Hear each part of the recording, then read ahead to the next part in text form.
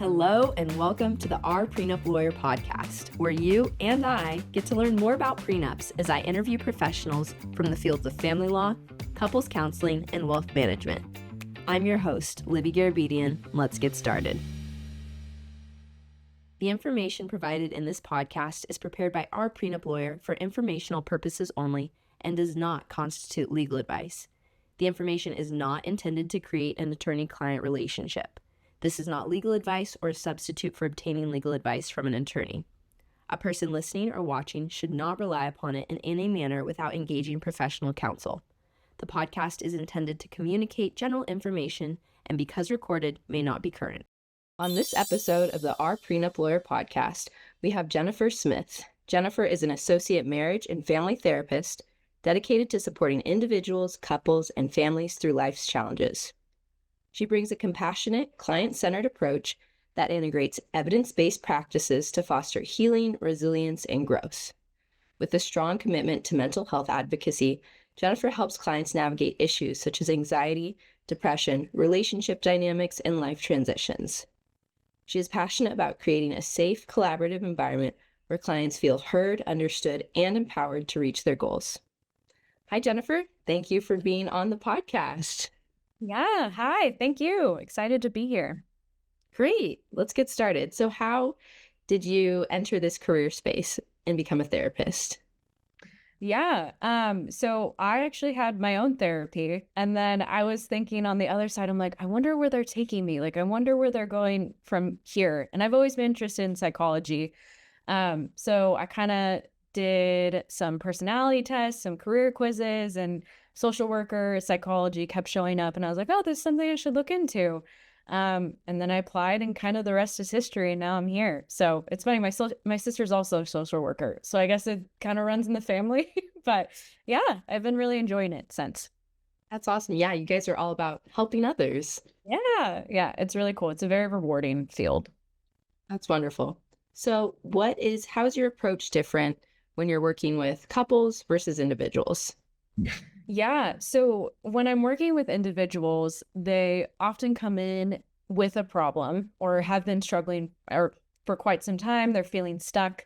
Often I work with people with, like you said before, anxiety and depression. So with that, I do a deep dive into their history, kind of see, how did you get here? Like, what is keeping you in this pattern of stuckness? And so it's really lasered in and focused in that way when I work with individuals. And when I work with couples, really the client is their relationship. It's not partner A or partner B. My client is their relationship. And so that shifts the focus into, when I do their history, I'm looking more at how they viewed relationships, what was shown to them, how they've engaged in relationships before. There's a lot more of a relational focus in that way. Looking at attachment styles and more focusing on what are the patterns that are keeping you in this unhelpful place in your relationship. So that's a little bit of the difference. So how do you go from being a neutral with an individual and helping them through whatever they need to work on to being a neutral and focusing on a relationship when you have two people who may have different ideas of what they want to get out of therapy? Yeah. So that's a good question. So I think for me personally, having supervision is super important because obviously there are feelings that come up. And so I'm like, all right, am I coming at this in the most neutral space? So having that collaboration with other therapists I think is especially important in couples therapy. And I think especially at the beginning of couples therapy too, I want the couple to be working and collaborating on their goals together so that I can gently point them back of like, is this working towards the goal that you both agreed on here? So creating that space that they can have that foundation to go back to. So when you say you work with you have supervision and work with another therapist, is that standard for all couples therapy to have two professionals, or is it common just to have one? So it kind of depends. So because I'm an associate, I by law have a supervisor. So that's necessary for me. It is not uncommon for couples therapists to have another therapist in the room to kind of help with that bias. Not all oftentimes it can be hard to get two therapists at the same time for the same couple for long time periods of time, but that's not unheard of too, as well. You ever work with other professionals? Let's say this is a married couple that's coming to you and they're maybe contemplating divorce or they are going through the divorce process. Do you work with other financial planners or attorneys or go into collaborate with any other professionals? Not often, not often. I think that is definitely a gap maybe missing in kind of the collaborative space. I definitely think having that wraparound care would be really awesome, and I think is an area for growth in probably both of our fields. So I think it's good to explore that and keep talking about that. So when clients are coming to you, whether they're individual or in a couple, and they're going through a very difficult period in their life, how do you create action plans? Let's just call it that. How do you create action plans so that they're able to remain centered with all these different things going on? Yeah.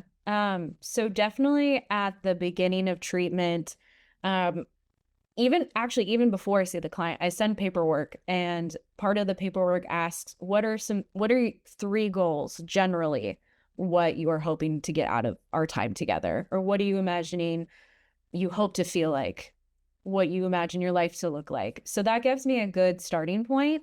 And then in doing more of the background and assessment, I get a little bit more clarity of what are maybe some barriers that have been keeping them from reaching their goals in that way.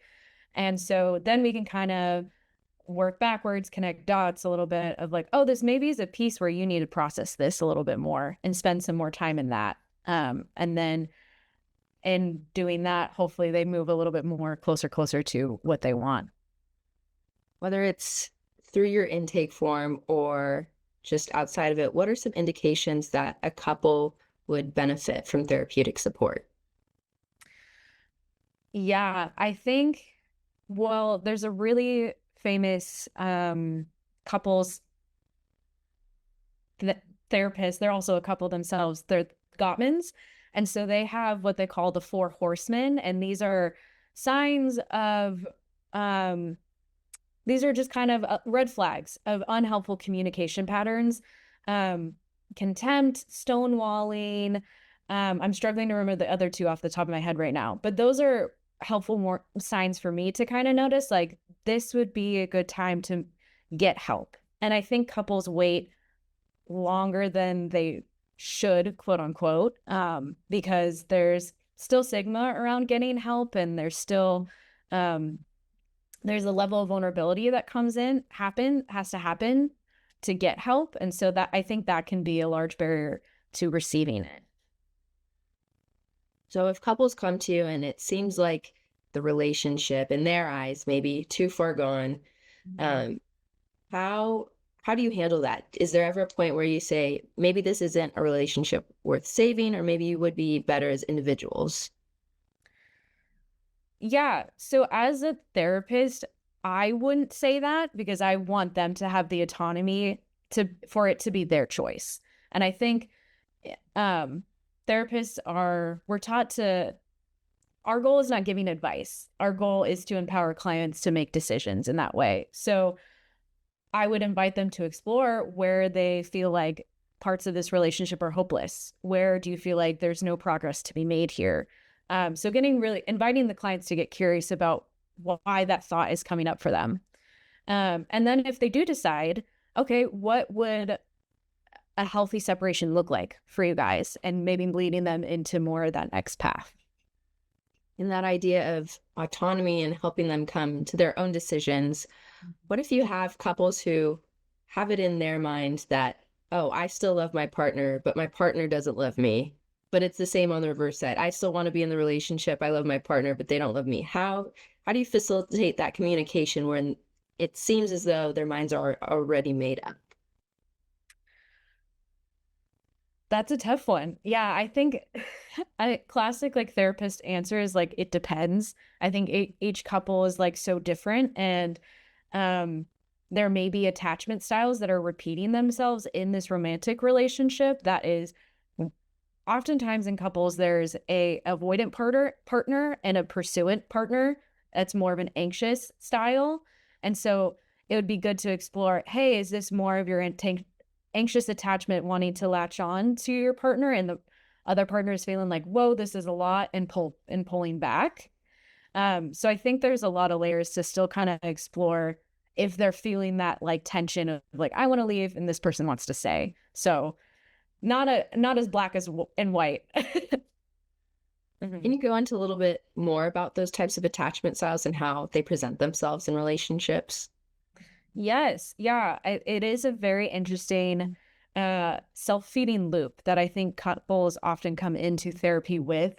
Um, the theory is emotionally focused therapy. And so it's by Sue Johnson, and she studied a lot of couples and recognized that there is a common negative cycle. And so there's a situation where a trigger happens, couples are interpreting it in different lenses, by their own assumptions, by their own kind of confirmation bias, and then they're taking that as different. They're understanding it in different like core beliefs. So with an avoidant partner, oftentimes they're like they have this belief like my partner doesn't think I'm enough, and so they pull away, they pull away, they pull away, and the anxious partner can believe my partner's going to not fulfill my needs.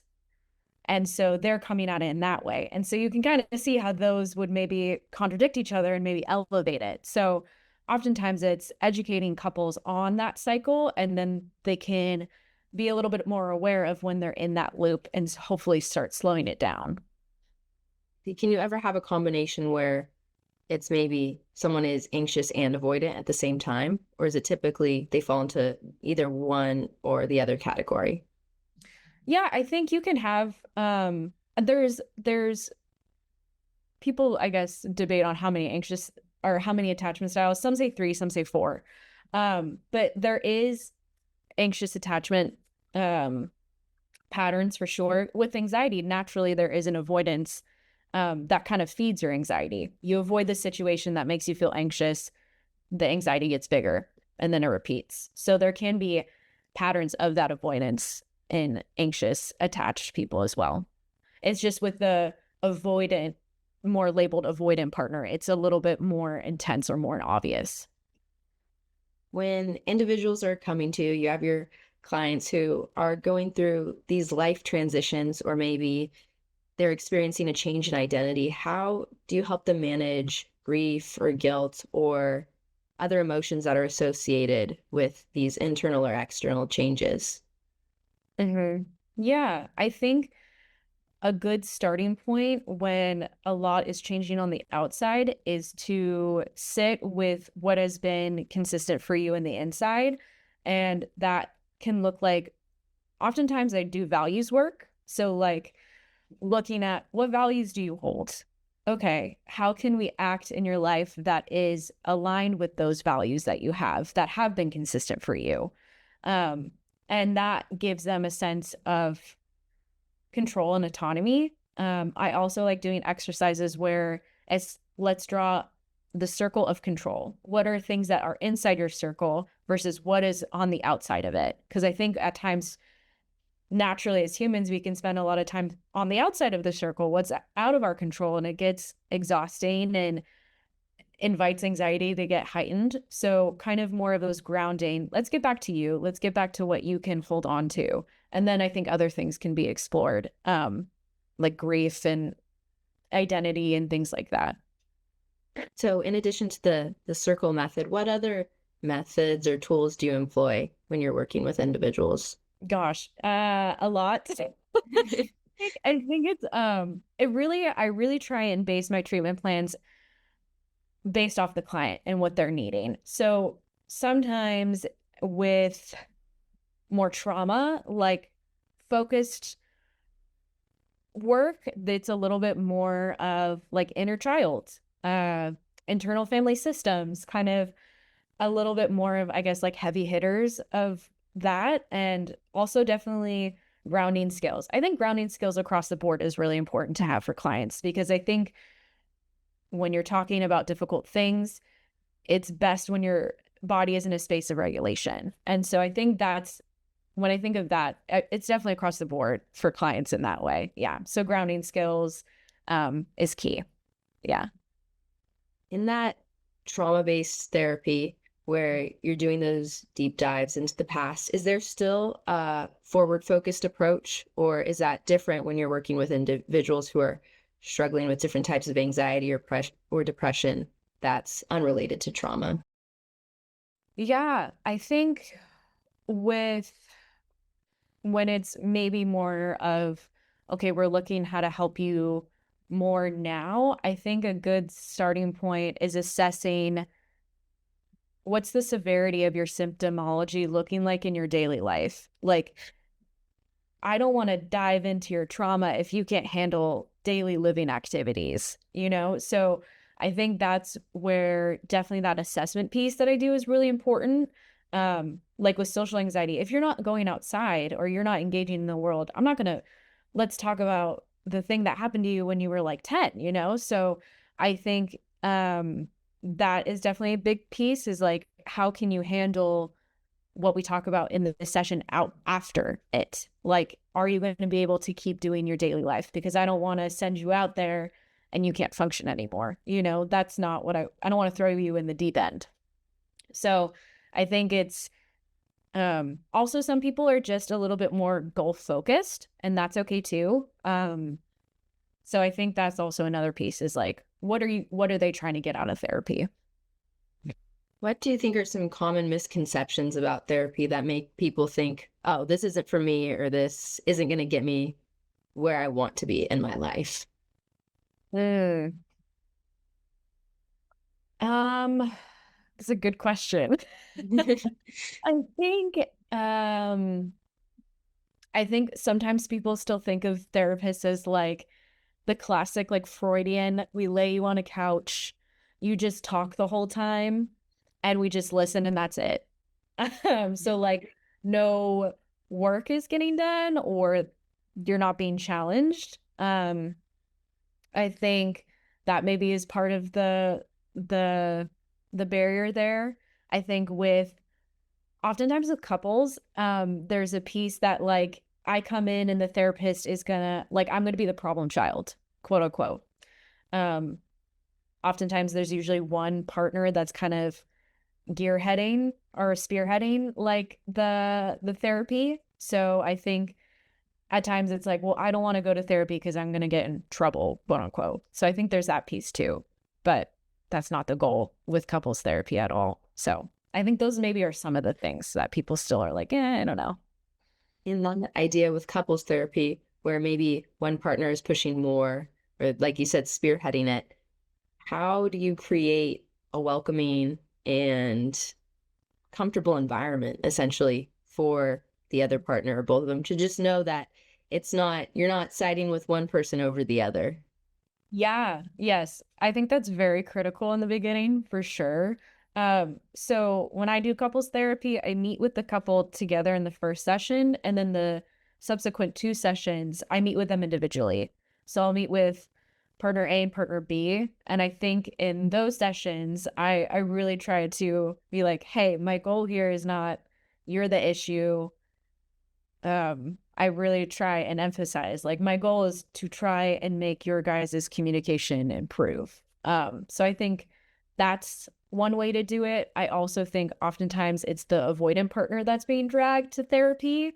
And so starting off with them so they feel like they have more of a voice in kind of sharing their side while allowing the more anxious partner to just listen helps soften them and helps them hear their side a little bit more.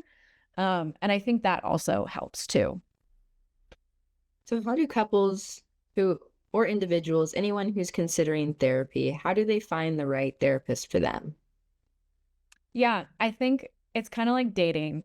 It's like you really you just kind of have to go on first dates like with like you kind of just have to put yourself out there.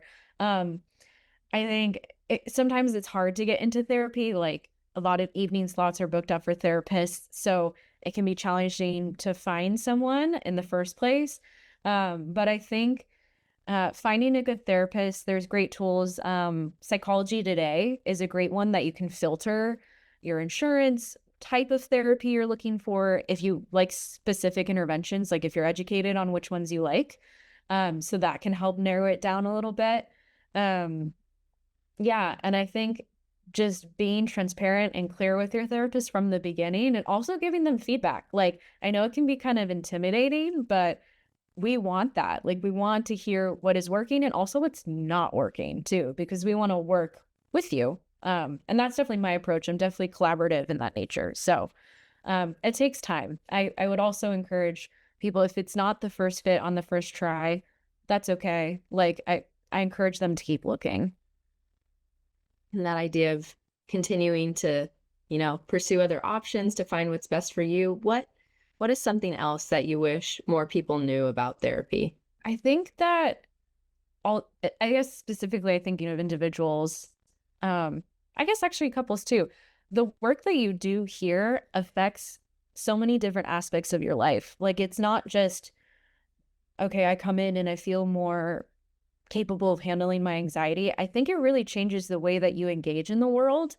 And I especially see it in people's relationships. Like, with the clients that I help with anxiety, they feel like they show up better in other relationships too. So I think there's just so many benefits to it, more than just you feeling better too. I think it can really be transformative in a lot of ways. That's great. I think that's something excellent to see that how it affects, yeah, stuff outside of what you anticipated. Yeah. Now, if listeners are interested in reaching out to you or connecting, what's the best way of reaching you? Yeah, so the private practice I'm at is Wave Therapy. So you can find my profile on there. My number is there.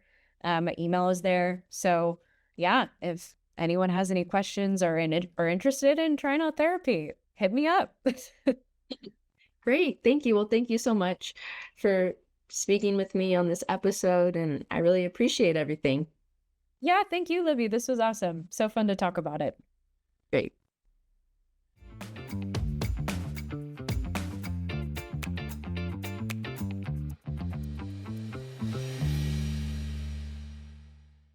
That's our show, folks. Thank you for listening to Our Prenup Lawyer. Make sure to like and subscribe, and feel free to drop a comment below. Follow us on Instagram at Our Prenup Lawyer, and listen to us on Spotify, iHeart, Apple Podcasts, Audible, and watch us on YouTube. See you guys next time.